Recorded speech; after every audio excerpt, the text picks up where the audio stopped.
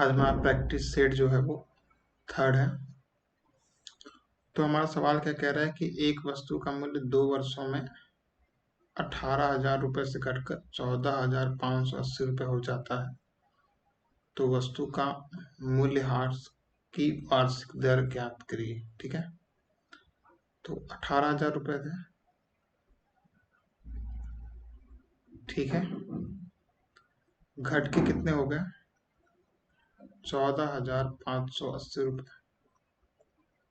ठीक है, तो किसी रेट से घटे होंगे, तो क्या होगा? 1 - R/100 ऊपर T। जब हमसे कहता है कि कोई चीज 2 वर्ष में घटकर इतनी हो गई और वस्तु का मूल्यह्रास वार्षिक दर ज्ञात कीजिए, तो हम लोग चक्रवृद्धि ब्याज का जो हमारा रूल है उसको फॉलो करते हैं। और जब घटने की बात होती है तो यहाँ पे माइनस का साइन का इस्तेमाल करते हैं। तो यहाँ क्या हो जाएगा? सीधे सीधे 1 - R/100 T 14,580 बटे 1800। ठीक है, एक जीरो से एक जीरो काट दिया।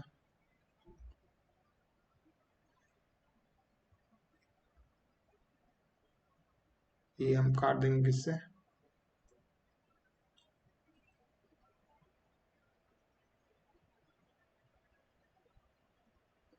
2 से काट दिया जाए। 2 - 9 = 18, 2 × 7 = 14, 2 × 9 = 4, 2 × 9 = 18। ये 9 से कट जाएगा, 81 बार में।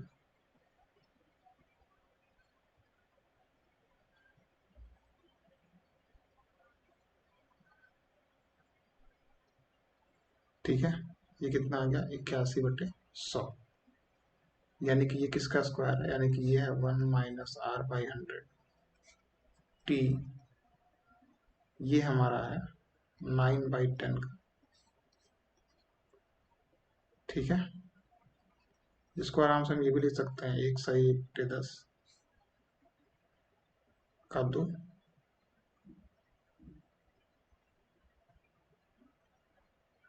ठीक है, तो यहाँ से आ जाएगा हमारा 1 - R/100 = नीचे 100 है तो यहाँ 100 कर दो, जगह आ जाएगा 10 आ जाएगा।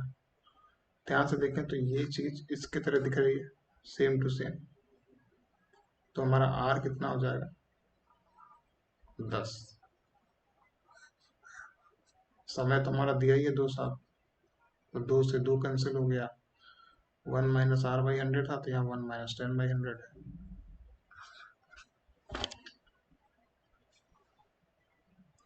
बोला रामू और मोहन अलग अलग कार्य को 10 घंटे और 16 घंटे में पूरा कर सकते हैं। रामू 10 घंटे, ये 16 घंटे, दोनों का लसा कितना? 80। तो कार्य क्षमता इफिशियंसी कितनी आ जाएगी इसकी? 8। एक दिन में ये 8 करेगा और ये एक दिन में 5 करेगा।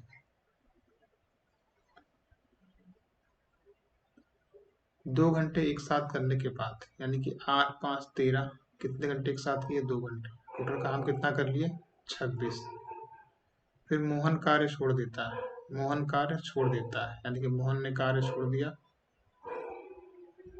तो अब कितना बचा? करने वाला कौन बचा? ये 8। तो रामू शेष कार्य, यानी कि 26 काम तो पहले 2 दिन कर चुके हैं लोग। तो कितना बचा? 10 में 6 गया 4, 7 में 2 गया 54। शेष कार्य को रामू कितने दिन में पूरा करेगा? तो रामू का कितना है? 8, यानी कि 54 काम बच रहा है और 8 उसकी इफिशियंसी है एक दिन की। तो कितने दिन में पूरा करेगा? 8 × 6 = 48, 48 के बाद 6 × 54, नीचे 8, 2 × 3 = 6, 2 × 4 = 8। तो ये आ जाएगा 6 सही 3/4 टाइम में ये पूरा कर लेगा। ठीक है,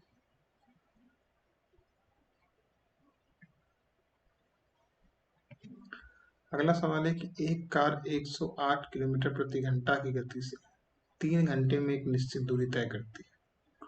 यदि गति को 27 किलोमीटर प्रति घंटा कम कर दिया जाए तो कार समान दूरी से तय करने में कितना समय लेगी? समान दूरी तय कर, देखो 108 किलोमीटर पर आवर स्पीड है, चाल है, और टाइम समय ले रही है 3 घंटे। तो दूरी आ जाएगी, दैट इज डिस्टेंस आ जाएगी, 3×8 = 24, 3×1 = 29। अब बोल रहा है गति को 27 किलोमीटर जो है वो कम कर दिया जाए। कर दिए भाई, ये कितना आ गया, 81 किलोमीटर पर आवर। दूरी बराबर है, तो पूछ रहा है टाइम कितना लगेगा। टाइम लगेगा 324/81, यानी कि 81, यानी कि 4 घंटे। 324 नीचे 81 कितना आएगा, 4।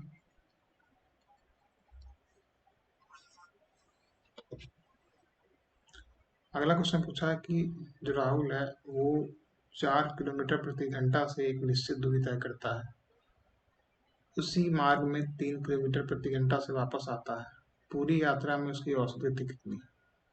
मान लो कोई किसी रास्ते से जाता है और उसी से वो वापस आता है, और दोनों का चाल अलग अलग है। जैसे 4 से ये गया है और 3 से वापस आया, तो जब इसका हम औसत गति निकालते हैं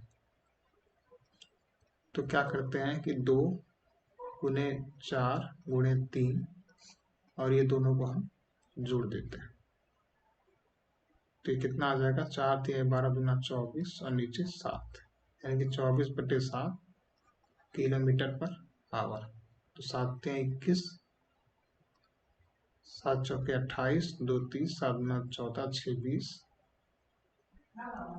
ऐसा ही कुछ आएगा, यानी कि यही पास में है। तो कितना आ जाएगा, 3.43 किलोमीटर पर आवर। अगला सवाल है, रोहन अपनी यात्रा को 3 बराबर भागों में विभाजित करता है। 3 बराबर भाग में, ठीक है। 30 किलोमीटर प्रति घंटा, 40 किलोमीटर प्रति घंटा, पहले भाग को 30 में करता है, दूसरे भाग को 40 में करता है, और अंतिम भाग को 50 में करता है। यानी कि पहले भाग को 30 में कर रहा है, दूसरे को 40 में कर रहा है, और तीसरे को 50 में कर रहा है। तो दूरी को हम कुछ भी मान सकते हैं, पर मानेंगे वो जो 3 से भी कटे, 4 से भी कटे, 5 से भी कटे। यानी कि 5×4=20, 3×60, या फिर इसको कर देते हैं कि उसको 600 कर लें। तीनों समान दूरी है, कुछ भी मान सकते हैं, आंसर सेम आएगा। हमने 600 क्यों माना है, क्योंकि 600 ही सब पूरा पूरा कट जाएगा। ये हमारी दूरी है, ये हमारा चाल है, यहाँ से हम समय निकाल, ठीक है। तो पूरी यात्रा के दौरान उसकी कार की औसत गति कितनी है, ठीक है। तो टोटल दूरी हमारी कितनी है इसकी, 600 600 600। तो औसत चाल क्या होता है, टोटल दूरी यानी कि कुल दूरी बटा कुल समय। तो कुल दूरी हमारी है 600 600 600, 600 + 600 + 600, और समय है हमारा कुल। पहला समय 0 से 0 गया 20, 0 से 0 गया 15, 0 से 0 गया 12, तो 12 15 27 37 47, यानी कि आ गया 1800/47।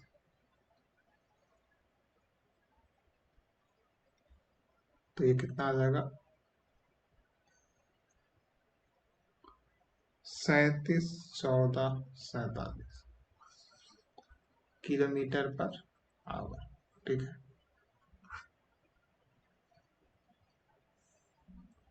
37 नहीं, 38, 381447, ठीक है।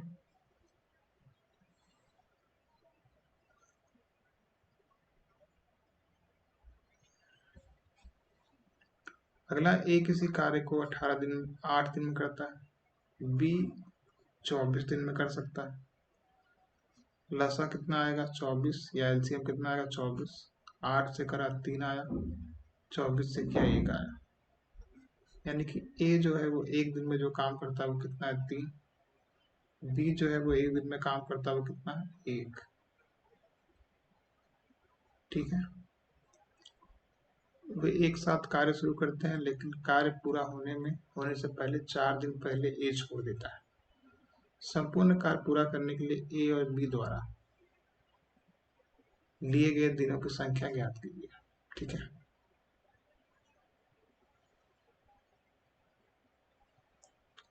हमसे कह रहा है कि वे एक साथ कार्य शुरू करते हैं, लेकिन कार्य पूरा होने से 4 दिन पहले ए छोड़ देता है। यानी कि ए छोड़ रहा है 4 दिन पहले, ए कितने दिन पहले छोड़ रहा है? 4 दिन पहले। लेकिन बी तो पूरा काम किया है और टोटल काम कितना है? 24। ये कितना आ जाएगा? 3x माइनस 12 प्लस एक्स बराबर 24। 4x माइनस 12 बराबर 24। 4x बराबर 36 और x बराबर 4 9 36। तो टोटल दिन कितने लगे हैं? जितना x हर दिन काम किया है, तो टोटल दिन कितने लगे हैं? 9। अगला सवाल है, एक चोर अपनी यात्रा 60 किलोमीटर प्रति घंटे से शुरू करता है और 30 मिनट बाद पुलिस उसी स्थान को 80 किलोमीटर प्रति घंटे से चलती है। पुलिस चोर को पकड़ने में कितना समय लेगी? देखो, चोर चल रहा है 60 किलोमीटर पर आवर के स्पीड। आधे घंटे बाद पुलिस जो है वो पीछा की, तो आधे घंटे में ये कितना चलेगा? 60 गुणे आधा, दैट इज 30 किलोमीटर। यानी कि पुलिस को ये 30 किलोमीटर कवर करना है। कब? अब दोनों एक ही दिशा में भाग रहे हैं, जहाँ चोर भागेगा वहीं पुलिस भागेगा। तो इस हिसाब से चोर को पकड़ लेगा पुलिस। चोर को पकड़ेगा पुलिस कब? 30 किलोमीटर चलना है और स्पीड क्या होगा? एक ही डायरेक्शन में है, इसलिए 80 माइनस 60 20। तो ये आ गया 1 सही 1/2 या फिर 3/2 ही घंटे में जो है वो पुलिस जो है चोर को पकड़ लेगी। अगला सवाल क्या है? अगला सवाल ये है कि 5,750 रुपये एक वर्ष के लिए 16% प्रति वार्षिक दर से संयोजित होता है और अर्धवार्षिक रूप से संयोजित चक्रवृद्धि ब्याज के बीच का अंतर बताना। देखो, रुपए थे 5,750, 16% प्रतिवर्ष से ये हमारा ईयरली है और एक अर्धवार्षिक है, हाफ ईयरली। अर्धवार्षिक का मतलब है कि 6 महीने का 2 होगा और ये आधा हो जाएगा, यानी कि 8% और 8%। चक्रवृद्धि ब्याज का अंतर बताना है, तो इसका तो मान लो 16% ही आएगा। इसका हम निकालते हैं सक्सेसिव, जो कि होता है, अगर ये ए है और ये बी है तो होता है A plus B plus A B बटे 100, यानी कि 8 प्लस 8 8 गुणे 8/100, यानी कि 16.64 16.64। यानी कि अगर कोई चीज ईयरली में है तो वो 16% का जो है हमें चक्रवृद्धि ब्याज देगी, और अगर हाफ ईयरली का है तो वो 16.64% का चक्रवृद्धि ब्याज देगी। दोनों बीच का अंतर कितना है? 16.64 माइनस 16, वैसे 0.64% का। तो इसका हम लोग निकालेंगे कितना? 5750 गुणे 0.64%।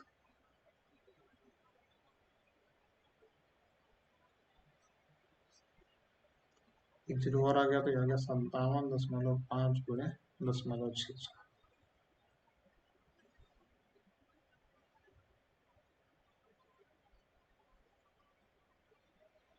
तो ये कितना आ जाएगा गुणा करने पे? 36.80।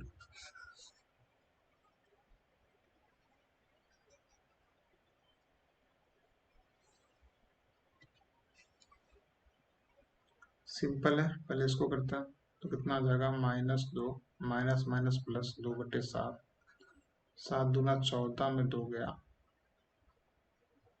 12/7। इसका कितना आ गया?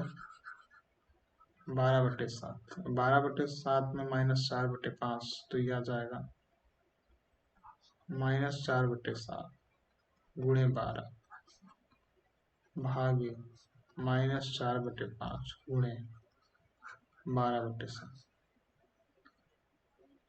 तो ये आ जाएगा -48 या फिर -4 गुणे 12/7। डिवाइड है तो ये गुणे में बदल जाएगा, माइनस रहेगा 5 गुणे 7, 12 गुणे 4। तो 12 गुणे 4 से 12 गुणे 4 गया, 7 से 7 गया, माइनस माइनस प्लस हो गया, ये कितना आ गया 5।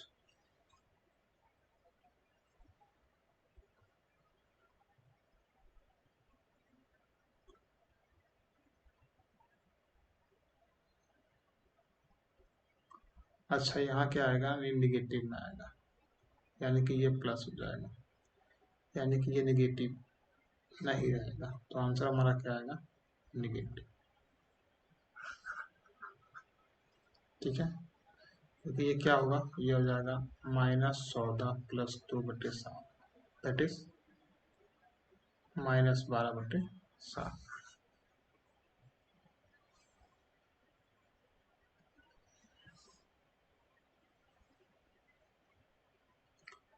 दो शंकुओं का आयतन 3 और 2 के अनुपात में है। 3 और 2 के आयतन, आयतन क्या होता है इसका, कोण का 1/3πr²h। ये तो मान लो कॉमन है, मेन क्या है हमारा r²h। त्रिज्याएं 3 और 4 के अनुपात में है, तो ऊंचाई का अनुपात बताना है। तो ये 3:2 में है, ये कितना है 3:4 में। तो ये आ गया 3/2, ये आ गया 9/16, H1 और H2। ये आ गया 3×3 = 9, ये आ गया 2/16। इसको उधर भेज दिए, तो ये आ गया H1/H2 = 8/3।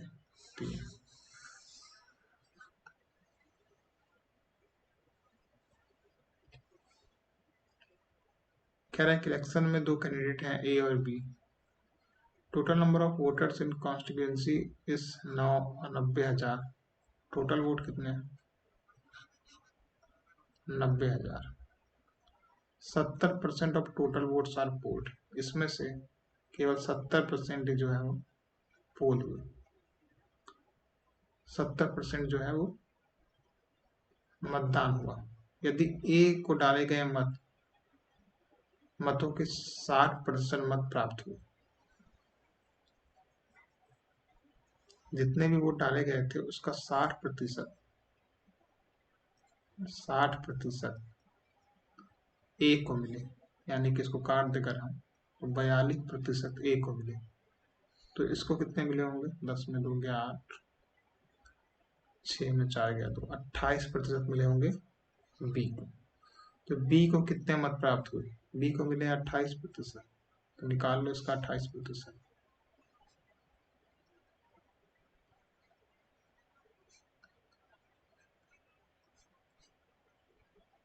9×8 = 72 के 2 हाथ लग गया 7, 9×9 = 18 और 7 25, 25,200।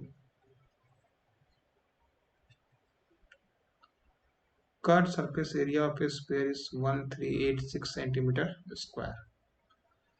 अब स्फीयर का कर्व सरफेस एरिया क्या होता है, देखो पूरा बोला है, सबसे ज्यादा इसी का होता है 4πr²।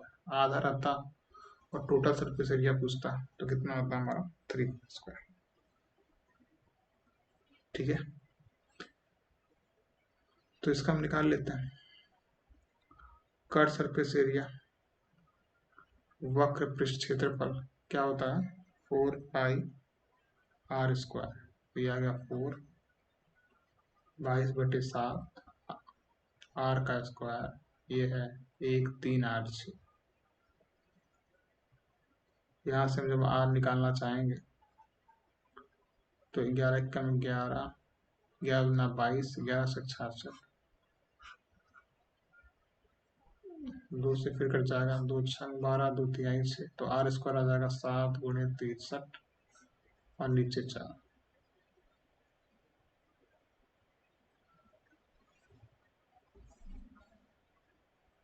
तो ये आ जाएगा 7 का स्क्वायर, 3 का स्क्वायर, 2 का स्क्वायर।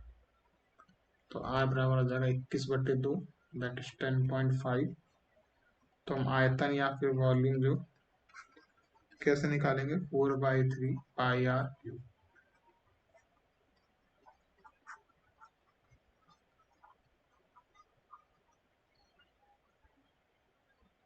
तो ये कितना आ जाएगा, 4851। आपको गुणा जो है वो खुद करना पड़ेगा।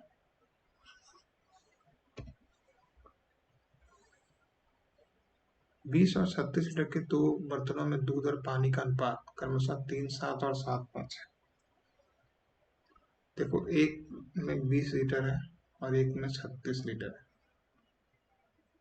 मिल्क और वाटर, मिल्क और वाटर, एक का रेशियो 3 और 7, एक का है 7 और 5। तो 3 और 7 है 10, 10×2 = 20। देखो टोटल कितना होगा 10। ये कितनी बार में कटेगा, 2 बार में। तो इन दोनों में किसका गुणा होगा, 2 का। तो ये है 6 है दूध और 14 है पानी। इसको देखो, ये है 12, 36 कैसे आएगा, ×3। तो इन दोनों में 3 का गुणा होगा। दूध कितना है, 21, पानी कितना है, 15। ठीक। तो हमसे पूछ रहा है कि जब दोनों को मिक्स करेंगे तो कितना होगा। आप दोनों को मिक्स कर दो, ये एक्चुअल में इतने इतने हैं। तो दूध वाला दूध से जुड़ के कितना हो गया, 27। पानी वाला पानी से जुड़ के कितना हो गया, 29। ठीक है। तो ये हो गया मिल्क और वाटर का रेशियो। क्या पूछा, दूध और पानी का अनुपात। दूध और पानी का अनुपात कितना हो गया, 27 और 29।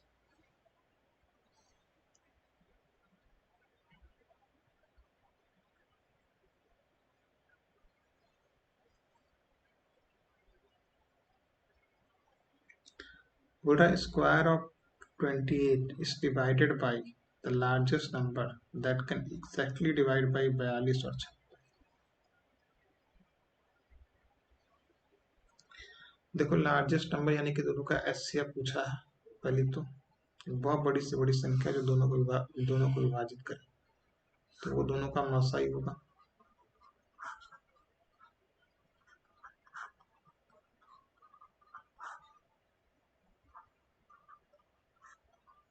तो मासा कितना आ गया, 14 एचसीएफ या मासा।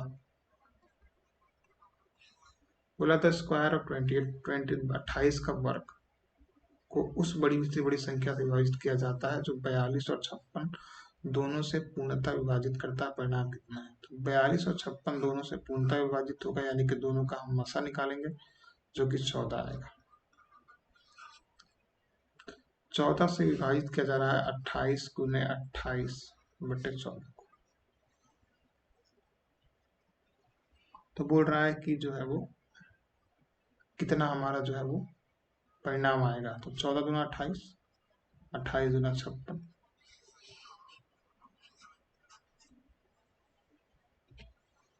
क्या एक टेबल है जिसका अंकित मूल्य 300 है, दो छूट मिला है।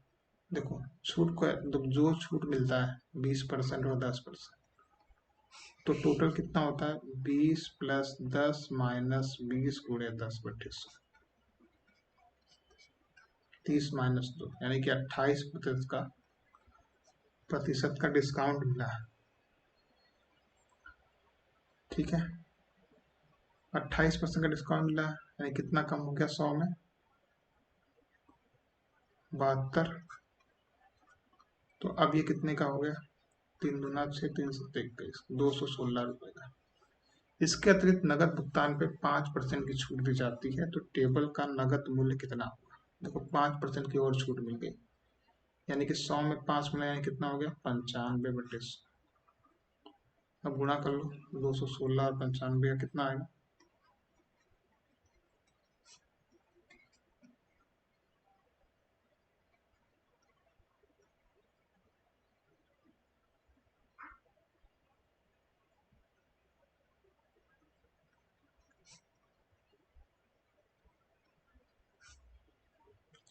205 और 20, नीचे 100 है, यानी क्या आ जाएगा, 205.20।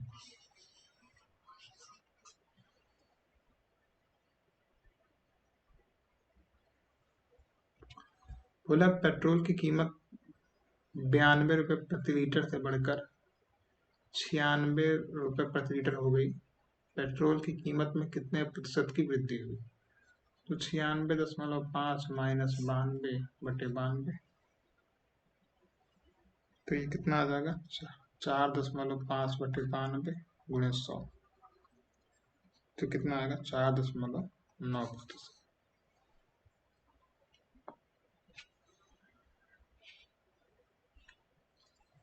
अभी आपसे यही सवाल पूछा गया था अगले पेपर में कि हमसे बताओ हमें कि थर्ड प्रोपोर्शनल क्या होगा। तो थर्ड प्रोपोर्शनल होता है हमारा 36 × 36/24, 6 चौके 24, 6 छक्के 36, 4 9 36, 9 छक्के 54।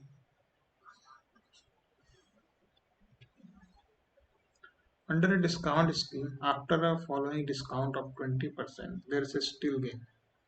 बोला 20% की छूट देने के बाद, यानी कि 100 से 20 की छूट दी, यानी कि 80 की बचा, उसको फिर भी 10 का लाभ हो गया, 10% का। अभी भी उसको कितने का लाभ हो रहा है? 10% का। तो क्रय मूल्य बताना। अंकित मूल्य क्रय मूल्य से कितने प्रतिशत अधिक है? ये हमारा है अंकित मूल्य, ये हमारा है विक्रय मूल्य,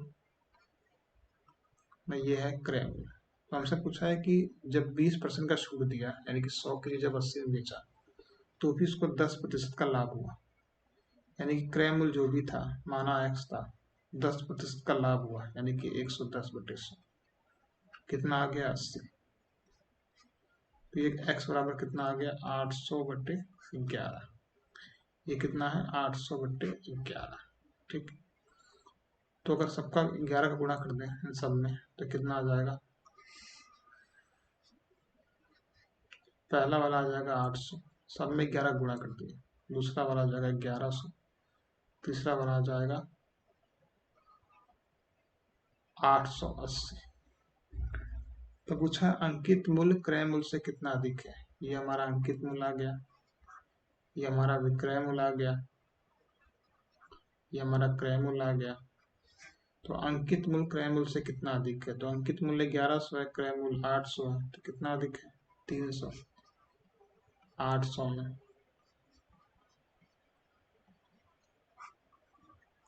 तो आ गया 75/2, तो 37.5%।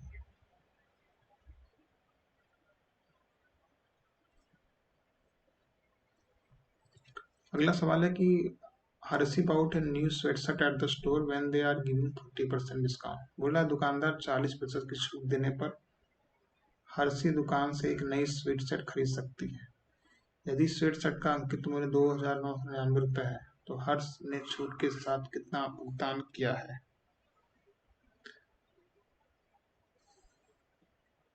देखो 40% छूट देने के बाद जो है वो अंकित मूल्य है 2,999, 40% की छूट देता है, यानी कि 40 की छूट दिया, तो बचा कितना? 100 में 60 बचा, यही इसका पैसा होगा। तो गुणा कर दो 6 से। 6 9 54 के 4 हाथ लग गया 5, 6 9 54 और 4 58 के 8 हाथ लग गया 5, 6 9 54 और 5 59 के 9 हाथ लग गया 5, 6 12 5 17, 17984। ठीक है, नीचे 10 है तो यह आ जाएगा 1798.4। ठीक है,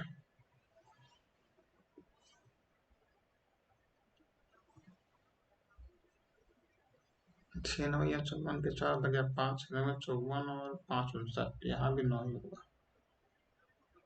ठीक है, थोड़ा कैलकुलेशन मिस्टेक है, आप डिवाइड इंटू करेंगे तो आ जाएगा 1। सिंपल मैं आपको ये समझा रहा हूँ कि जब भी आप परसेंटेज का कॉन्सेप्ट इस्तेमाल करें और कहे 40% कम और आपको डायरेक्ट आंसर चाहिए, तो 40% कम का मतलब जो चीज बची वो कितनी बची? 60 म्यूटेशन। 40% ज्यादा यानी कि कितनी चीज आ गई? 140 म्यूटेशन, डायरेक्ट उत्तर। ठीक है,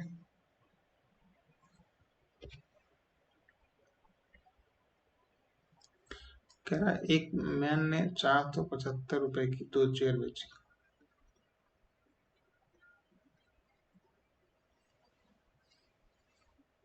ठीक, जिसपे एक पर 25% का लाभ हुआ, दूसरे पे 20% की हानि हुई। एक पे इसको 25% का लाभ हुआ,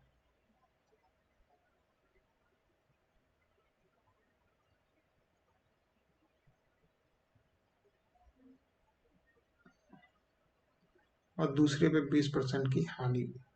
ठीक, तो यानी कि x इंटू 125/100 ये आता। यहाँ से पहले वाले का हम निकालेंगे क्रय मूल्य। दूसरा वाले का हम देखें, अगर उसको 20% की हानि हुई है यानी कि 80/100, यहाँ से हम दूसरे का निकालेंगे क्रय मूल्य।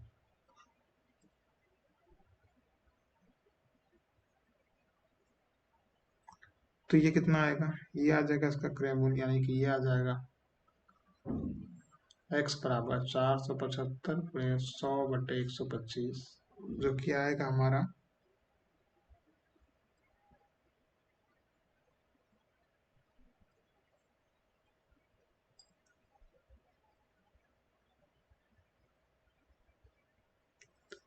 380 रुपये। दूसरे का देखें अगर हम, तो ये जो आएगा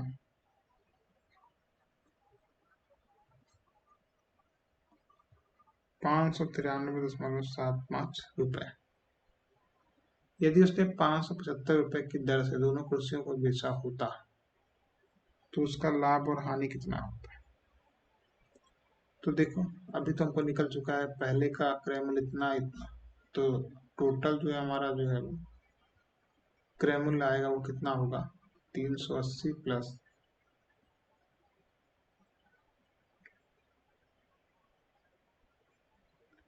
593.75, जो क्या आएगा हमारा 973.7। ये टोटल क्रय मूल्य है।